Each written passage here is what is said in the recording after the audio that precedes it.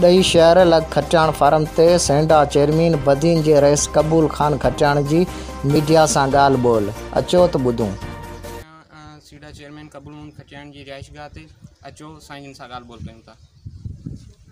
तमाम सूरत हाल ख़राब रही है, पानी में चोरी रही है वह तमाम घड़ी रही है, तंहिंजे करे खोट घणी महसूस है। जेको डिस्ट्रीब्यूशन जो चक्कर हिते घणो हो, पानी की खोट इन करे थी महसूस थे तो जेतरी ज़मीन फार्मर्स के हिकिड़ो त आबाद करनी हुई उन खां वधीक था आबाद करन।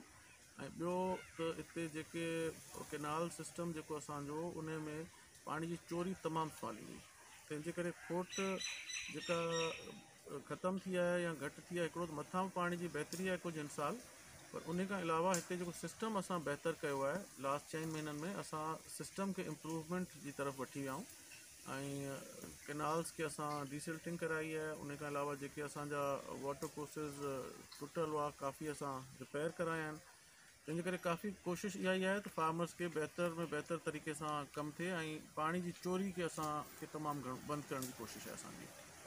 वाटर कोर्सिस 400 450 असां पाइप्स जेके कढिया आहिनि, उन खां अलावा वाटर कोर्सिस जेके टुटल आहिनि असां 800 1000 वाटर कोर्सिस खे रिपेयर बि कराए चुका आहियूं। पर असांजी कोशिशि इहा आहे त पाणी जी चोरी जे बंदि करबी त आख़िरी टेल एंड्स तोणी ऐं पूछड़ जे ज़मींदारनि खे पाणी मिलंदो जेको अॼोके ॾींहं ते मिले पियो।